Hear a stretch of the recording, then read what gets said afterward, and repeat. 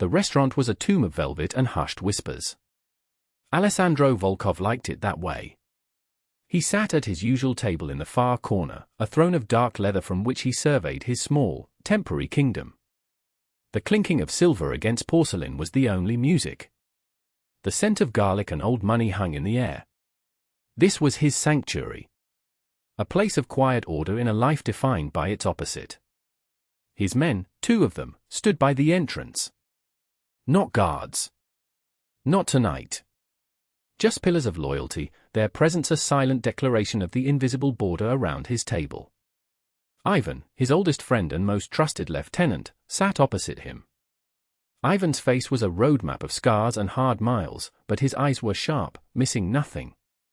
He said nothing. He rarely needed to. Alessandro was a man carved from Siberian winter. His hair was silver, but his shoulders were still broad, his hands still capable of breaking things. Or fixing them. His reputation was built on silence. He never shouted. He never needed to. A quiet word from Alessandro Volkov could end a war or start one. It could make a man a king or a ghost. Tonight, he was tired. A deep, bone-weary exhaustion that had nothing to do with lack of sleep and everything to do with the relentless march of years. He looked at the heavy crystal glass of water on the table, at the way the light fractured through it. An empire of glass and steel. And for what?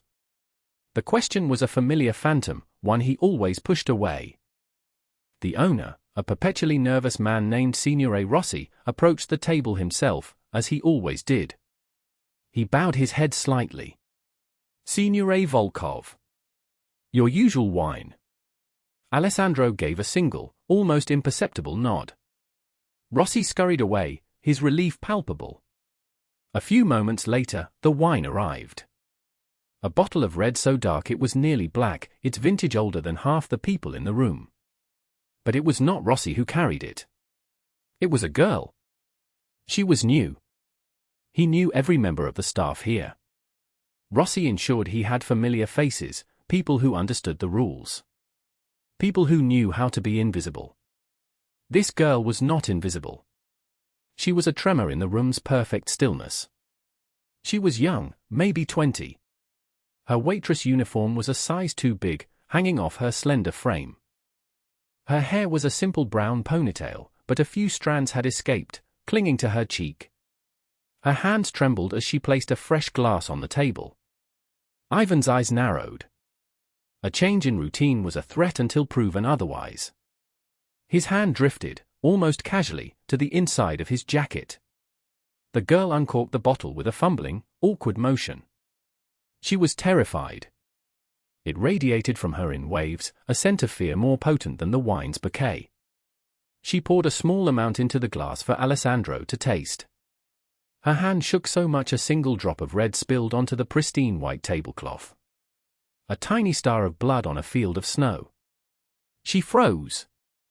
Her eyes, wide and the color of a stormy sea, locked onto the stain. She looked like she was about to shatter.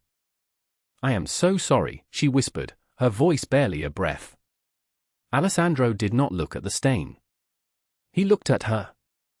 Really looked at her. And the world stopped. It was the eyes. The same eyes.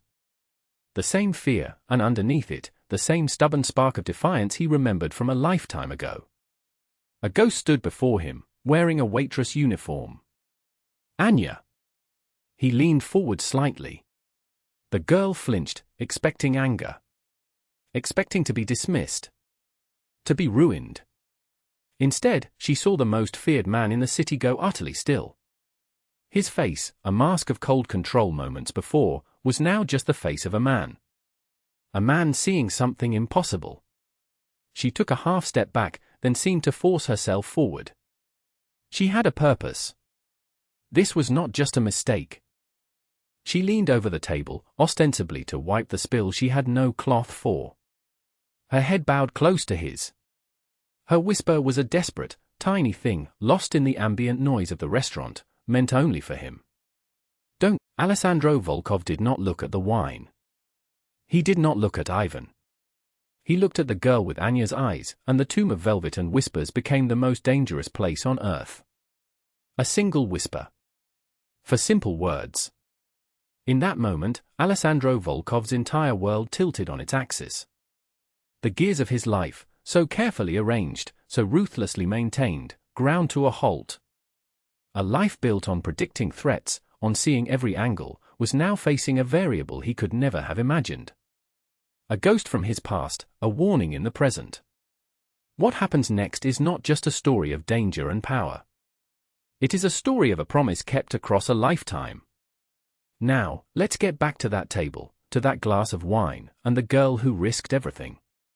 Alessandro's mind was a fortress. For decades, it had been his greatest weapon. It held secrets that could topple governments, memories of violence that would break lesser men, and a map of the city's criminal underworld so detailed it was practically a living document. But at its very core, in the most heavily guarded keep, was a single memory. A memory of a girl named Anya. They had grown up together in a small, forgotten village nestled in the shadow of the Ural Mountains. A place of harsh winters and fleeting summers. He was the son of the village outcast, a boy with too much anger in his fists. She was the daughter of the baker, a girl with flour on her nose and a kindness that seemed to defy the brutal landscape around them. She was the only one who had ever seen past the anger. She saw him. Anya. With eyes the color of a stormy sea. He remembered the promise they made, huddled by a frozen river, their breath pluming in the air. He was leaving. He had to. There was no future for him in that village but a shallow grave or a prison cell. He was going to America. He was going to make something of himself, something powerful enough that no one could ever hurt them again. And then he would come back for her. I will find you, he had sworn, his rough teenage hands holding her face. I swear on my life, Anya. I will find you. She had smiled, a sad, knowing smile. I will be waiting, she had whispered. He never saw her again. By the time he had the power, the money, to go back, she was gone. The whole family vanished. The official story was they moved. But in the world he came from, people didn't just move. They were disappeared. He spent a fortune over the years trying to find her, tracing whispers and rumors across continents. Every lead was a dead end. Every hope was a false dawn. The not knowing was a wound that never scarred over. It remained open, raw, a constant, private ache in the heart of the monster he had become. He had built his empire on a foundation of cold, hard logic. Emotions were a liability. Attachments were a weakness. He had a code, a strict one, that governed his world. It was a brutal code, but it was fair in its own way. You do not harm civilians. You do not involve the innocent. You do not break your word. His enemies feared him not just for his violence, but for his predictability. They knew what lines not to cross. And now, this girl. This waitress. Elena. She was not Anya. He knew that. Logic told him it was impossible. But the resemblance was a physical blow. The shape of her face, the stubborn set of her jaw, the fear in her eyes that was not weakness but a sign of how much she was fighting. It was an echo so perfect it made the fortress of his mind tremble. He watched her now, standing frozen by the table. He could see the frantic pulse beating in her throat. She was a lamb who had just walked into a den of wolves to warn the alpha of a snake. An act of such profound, foolish courage it defied all reason. Why? Why would she do it? What did she have to gain? Nothing. She could only lose. Her job. Her safety. Her life. This was not a move in the game. This was something else. This was a human being in trouble, reaching out in the dark. This was an innocent. And his first, most sacred rule was ringing like an alarm bell in his soul. He turned his attention inward, to the girl's desperation. He needed to understand her plight, to see the full picture. It was not just about the warning. It was about her. The catalyst for this rupture in his reality. He could feel the weight of her story without even knowing the words.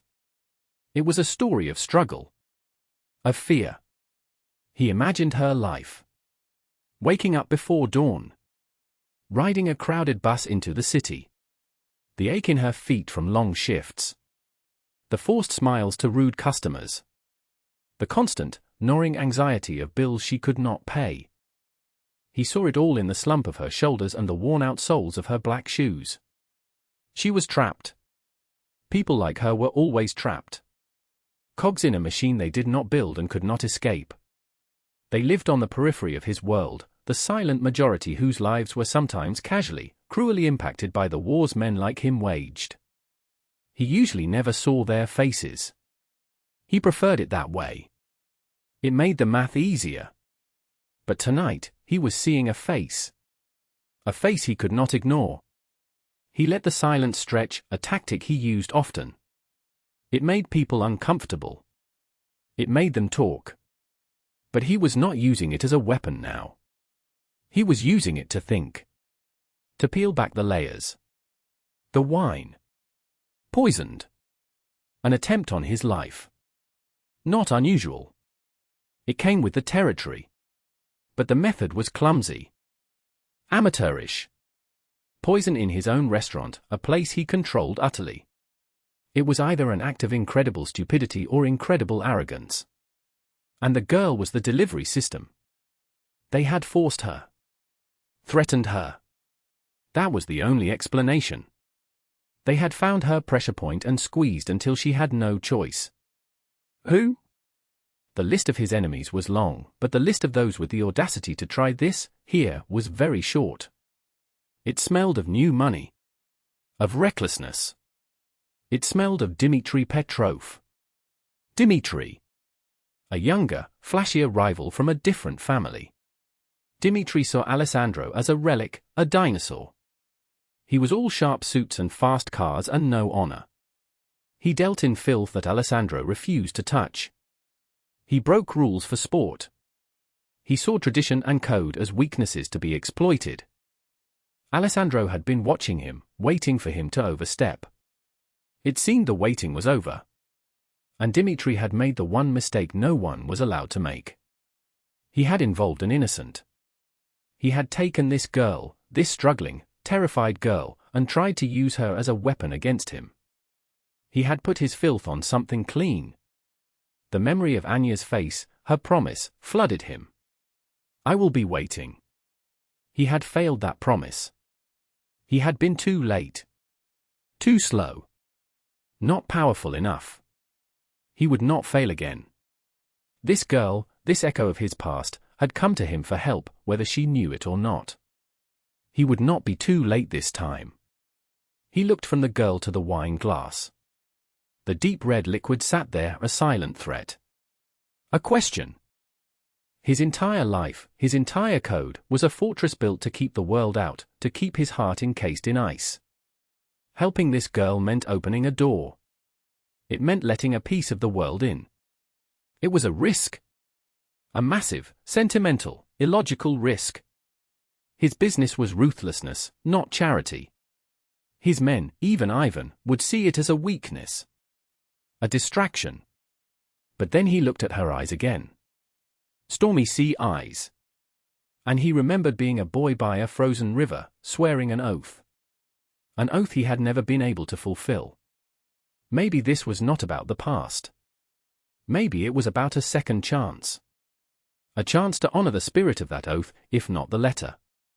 A chance to protect the innocent girl he could not save by protecting the one standing right in front of him.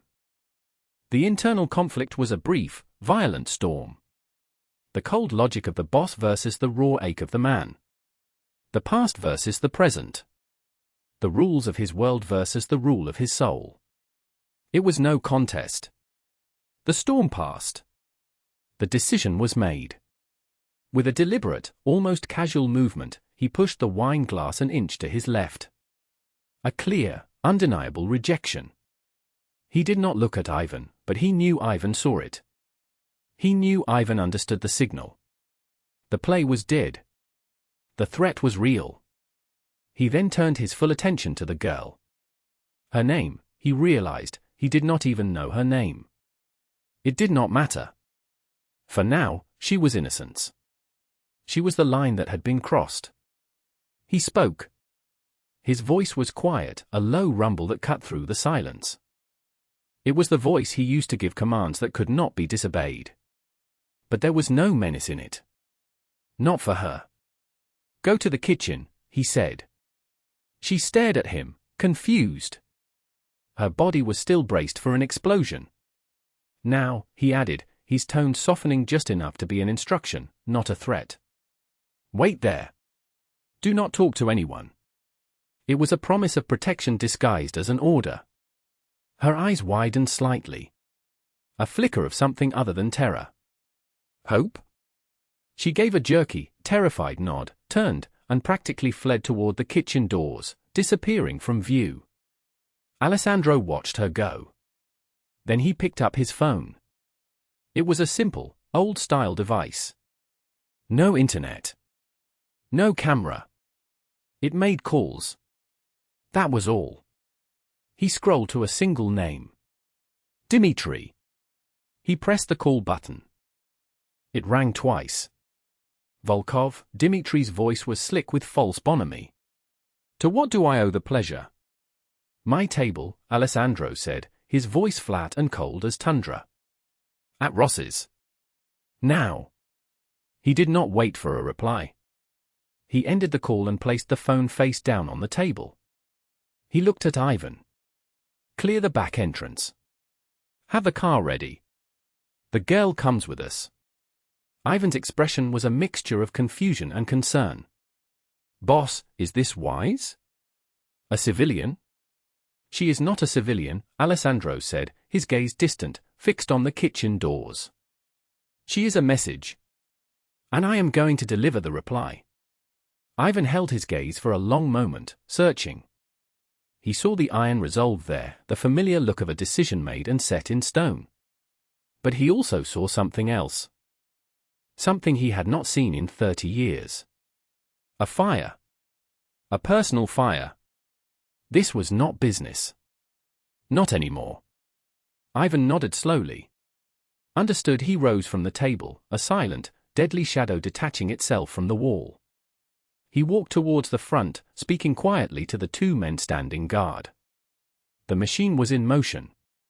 The gears of Alessandro Volkov's world were turning once more, but now in a new direction.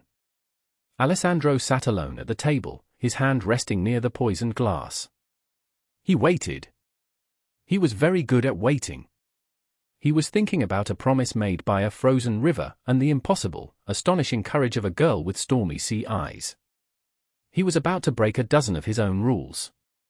For the first time in a very long time, he felt something other than tired. He felt a purpose. Dmitri Petrov arrived in a cloud of expensive cologne and arrogance. He strode into the restaurant like he owned it, a smug smile plastered on his face. Two of his own guerrillas flanked him, their cheap suits and bulging jackets an insult to the quiet elegance of the room. Signore Rossi intercepted him, wringing his hands. "Signore Petrov, this is a surprise." "Volkov is expecting me," Dmitri said, waving him away dismissively. He approached Alessandro's table, the smile never leaving his face. "Alessandro. An unexpected invitation. I was just enjoying a nightcap." "Sit," Alessandro said. It was not a request. Dimitri's smile tightened, but he sat today. His men remained standing, posturing behind his chair. Ivan and Alessandro's men were equally still, a silent standoff in a room suddenly charged with lethal energy. So, Dimitri began, leaning back in his chair. "What is so important it could not wait until morning?" Alessandro didn't answer. He simply gestured to the glass of wine still sitting on the table. The untouched glass.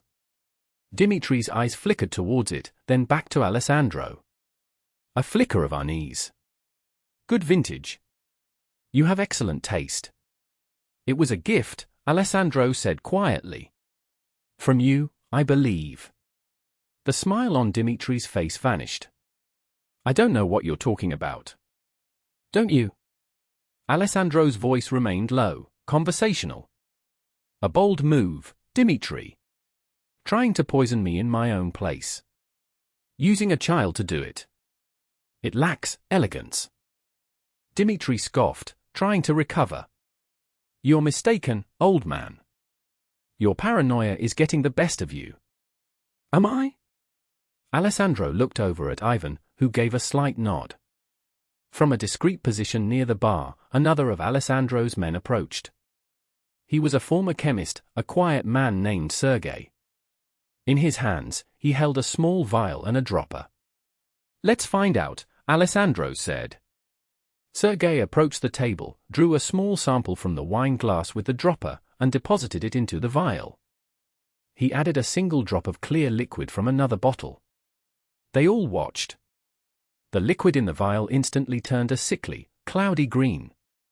A gasp went through the few remaining patrons in the restaurant. Signore Rossi looked like he was about to faint. Dimitri's face went pale. The mask of arrogance shattered, revealing the panicked rat underneath. This is a trick. A setup. Was it a trick? Alessandro leaned forward, his voice dropping to a dangerous whisper. When you cornered a young girl who works here. When you showed her pictures of her sick mother. When you told her that her mother's care, in a facility your people control, depended on her cooperation.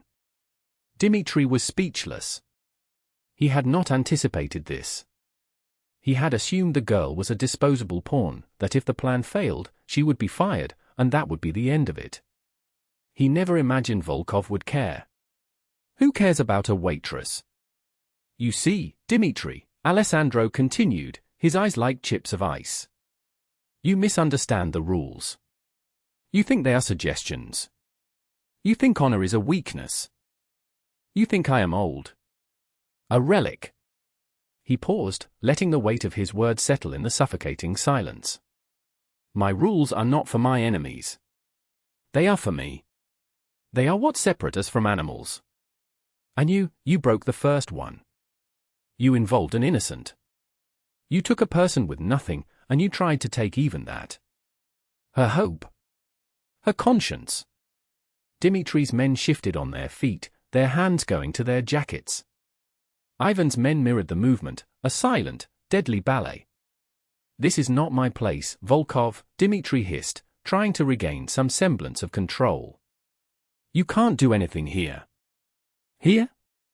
Alessandro gave a cold, empty smile. Everywhere is my place. You just forgot. He raised his hand slightly. And this is not about business. This is not about territory.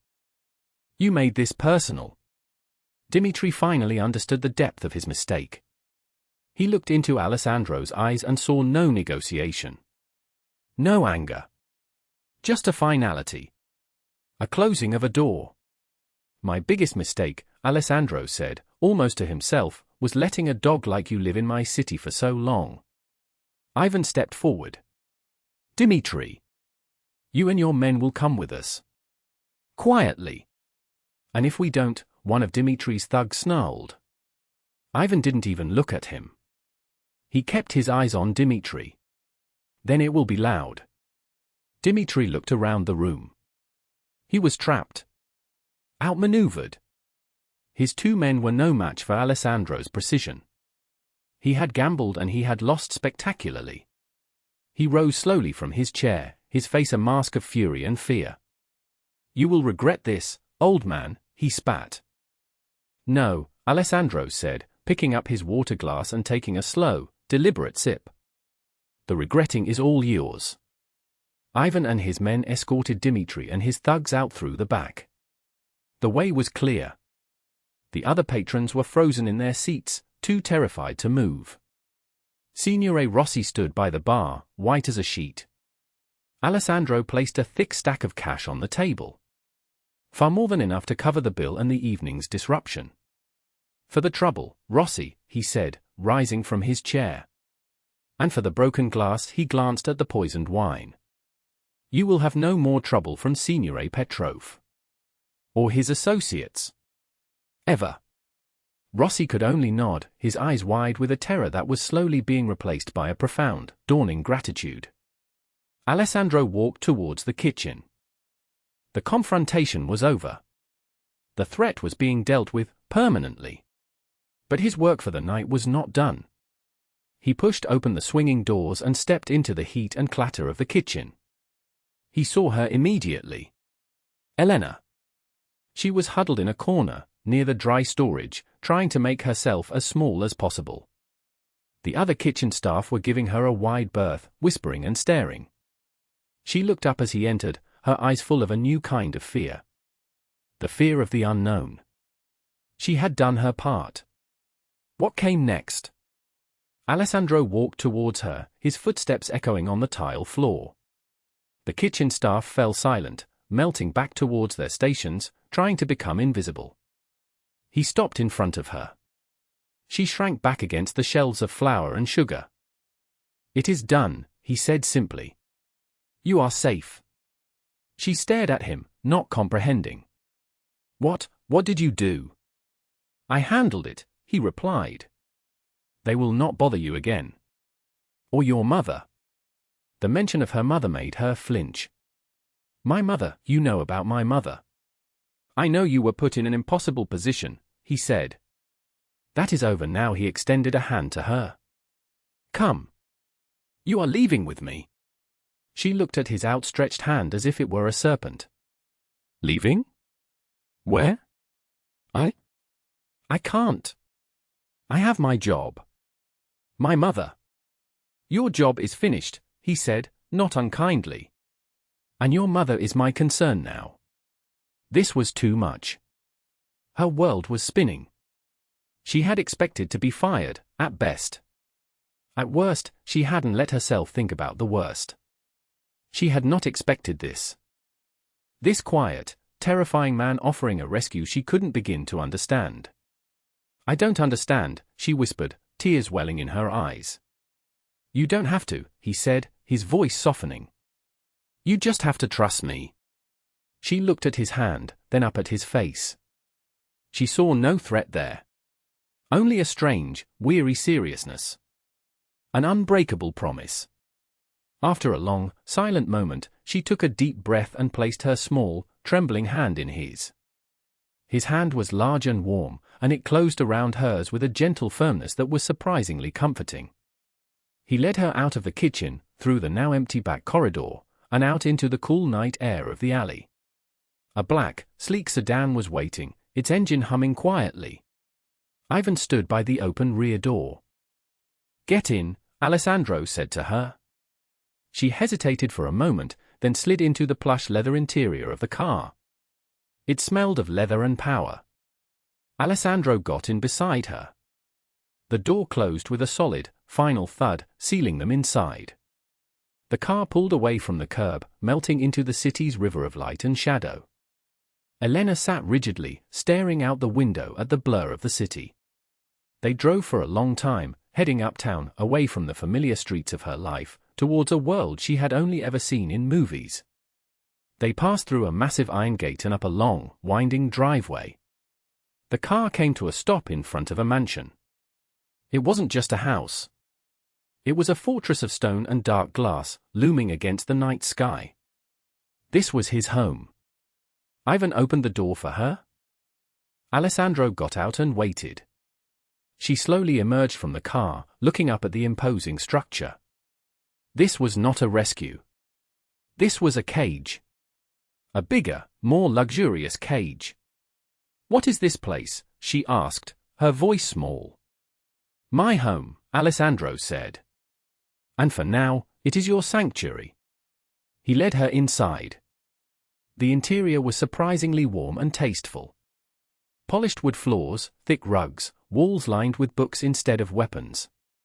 A grand staircase swept up into the shadows. He led her into a vast study. A fire crackled in a large stone fireplace. He gestured to a leather armchair. "Sit." She sat on the very edge of the cushion, her hands clenched in her lap. Alessandro went to his desk. He poured 2 glasses of water from a pitcher and brought one to her. He sat in the chair opposite her. "My men are at the facility now," he said, breaking the silence. "They are moving your mother." Elena's head snapped up. Moving her? Where? Is she all right? She is fine. They are taking her to the best private hospital in the city. She will have a private room, the best doctors.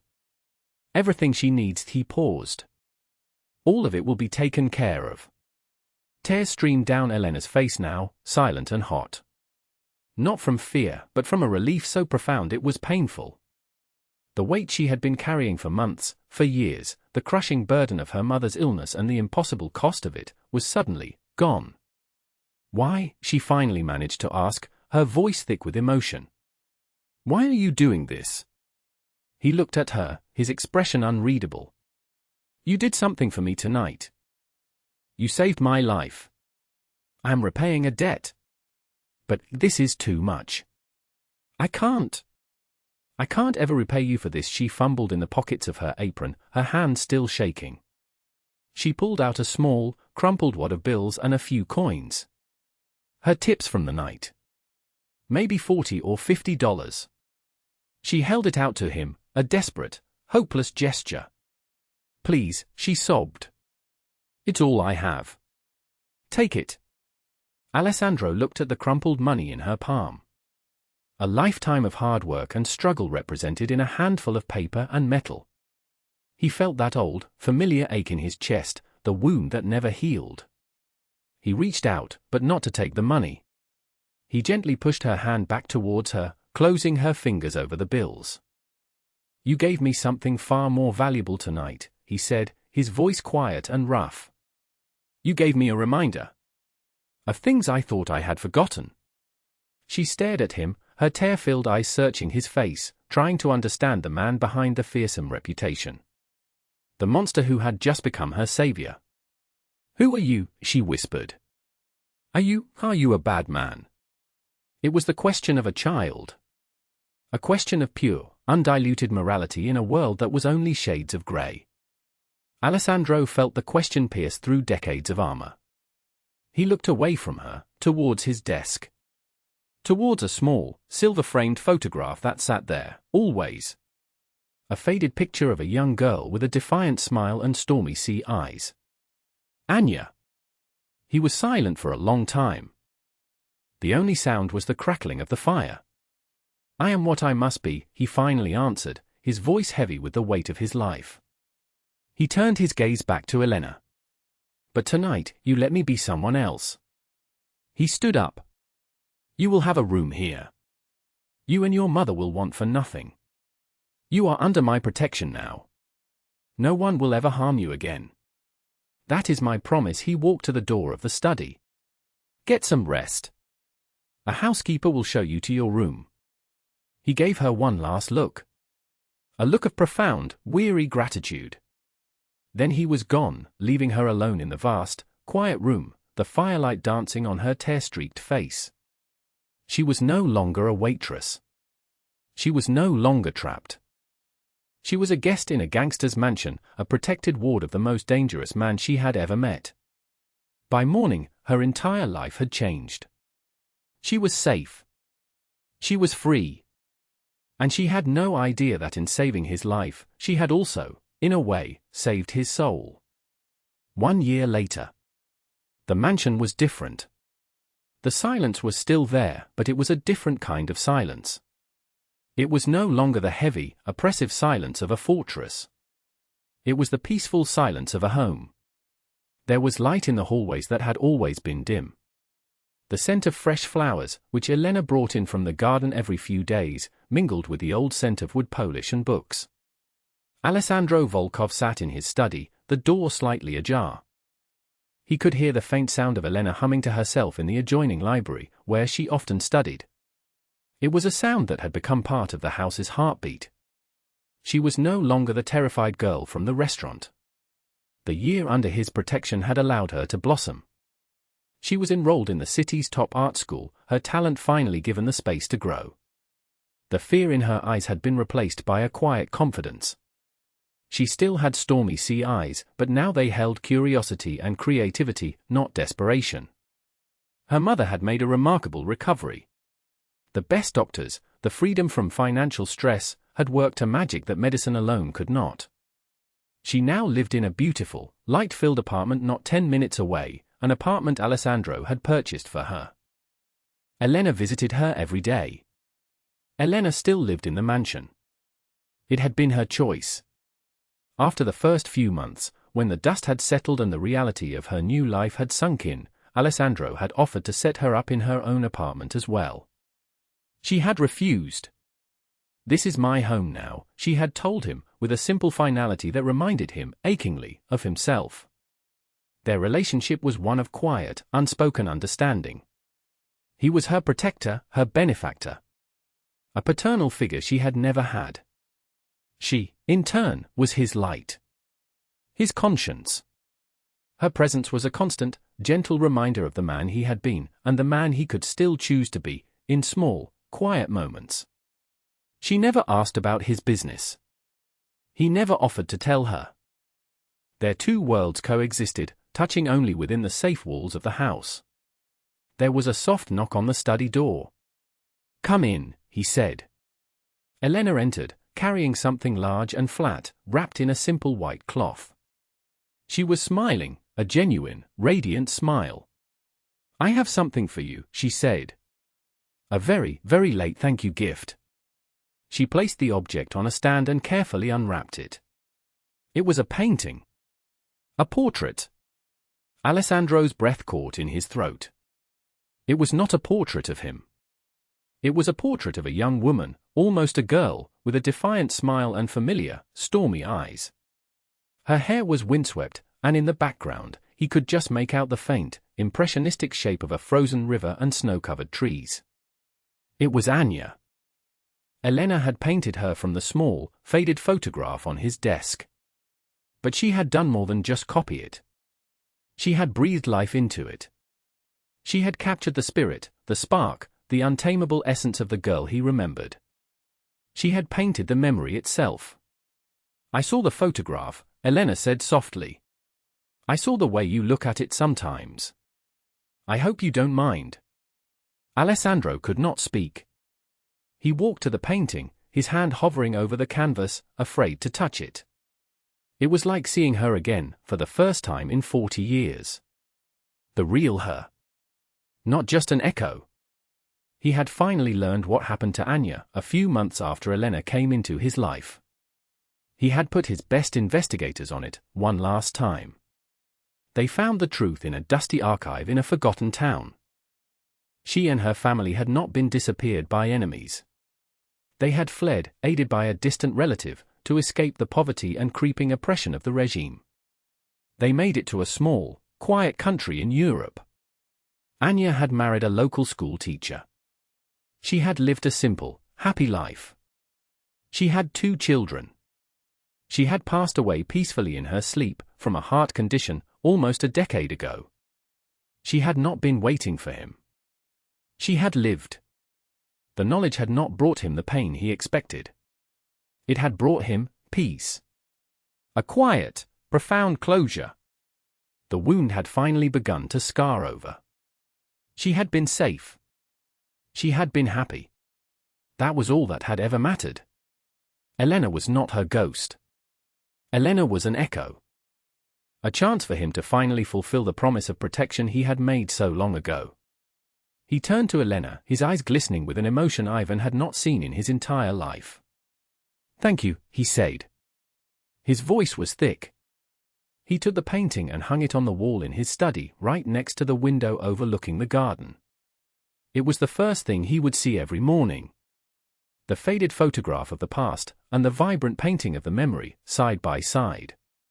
That night, he gave her a small, velvet box. Inside was a simple key. "This house is as much yours as it is mine," he told her. "You are not a guest. You are family." She didn't ask questions. She simply took the key, her fingers closing around it. A promise given, and a promise received. True courage is not always a loud, violent thing. Sometimes, it is a whisper in a quiet room. Sometimes it is the foolish, desperate act of a person with nothing to lose, trying to do the right thing. Alessandro Volkov was a man who commanded armies and ruled an empire of shadow, but his life was truly changed by one girl's four-word warning. He learned that the greatest power is not the ability to take a life, but the will to save one. And that even in the darkest of hearts, a single act of kindness can light a candle, casting out old ghosts and illuminating a path to a redemption you never thought you deserved.